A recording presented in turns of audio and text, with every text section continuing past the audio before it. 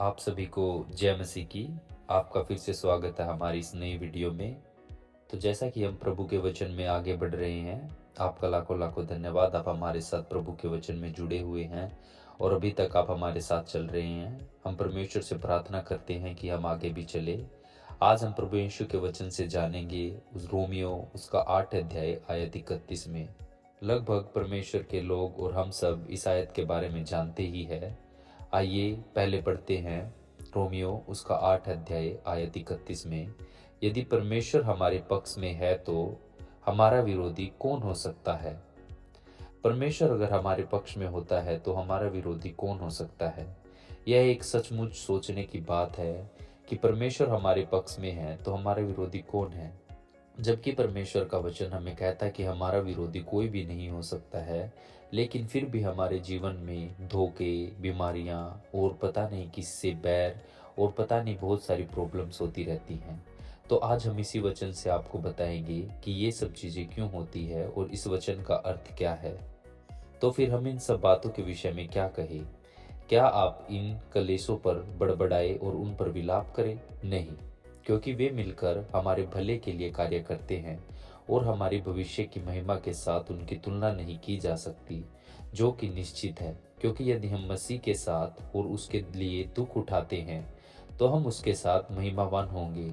या इन आशीषों के विषय में जिनका अभी उल्लेख किया गया है, जैसे कि परमेश्वर का पूर्व ज्ञान, ईश्वरीय पूर्व नीति, प्रभाविकारी बुलावा, मुफ्त औचित्य और 700 महिमा, इसके विषय में क्या कहा जा सकता है।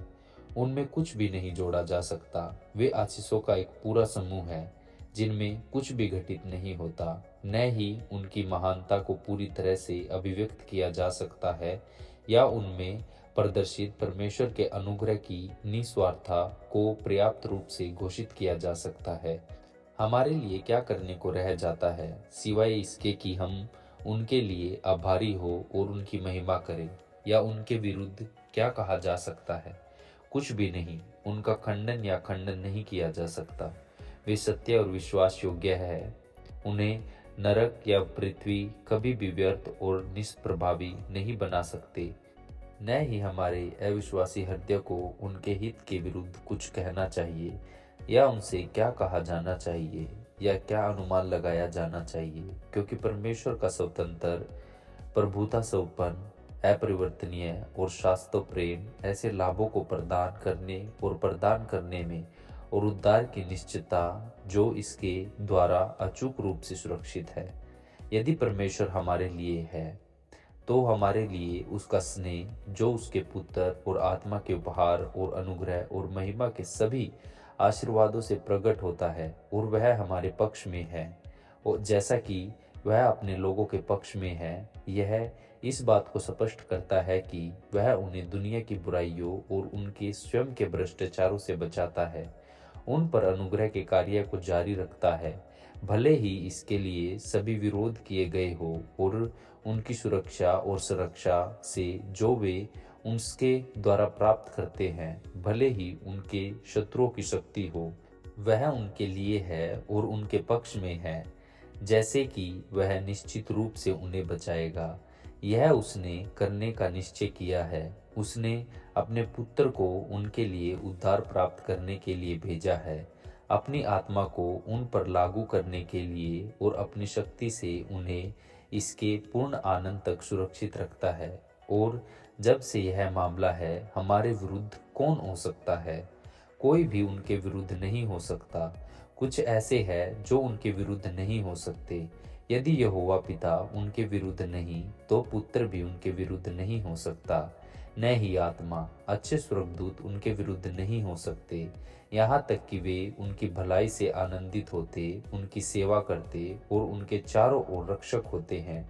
व्यवस्था उनके विरुद्ध नहीं हो सकती, क्योंकि वह उनमें पूरी हो चुकी है। न ही न्याय, क्योंकि वह संतुष्ट हो चुका है और उसकी सभी मांगें पूरी हो चुकी है। और यद्यपि कुछ ऐसे भी हो सकते हैं जो उनके विरुद्ध हो और उनका विरोध करे, तो भी उनका विरोध व्यर्थ है। वे उन पर उनके विनाश और नाश के लिए प्रबल नहीं होंगे, जैसा कि न पाप, न शैतान, न संसार, न ही मृत्यु, आप परमेश्वर के साथ रहिए, आपके विरुद्ध कोई नहीं हो सकता। हालांकि बहुत से लोग हमारे विरुद्ध हैं, लेकिन वो सिर्फ सांसारिक है। जब हम परमेश्वर में प्रार्थना करते हैं तो हम उन लोगों से बहुत ऊपर उठ जाते हैं, क्योंकि हमारे परमेश्वर सच्चे, सर्वशक्तिमान और जिंदा परमेश्वर है। इसीलिए आपको लोगों के बारे में न सोचते हुए सिर्फ परमेश्वर की तरफ ध्यान लगाना चाहिए।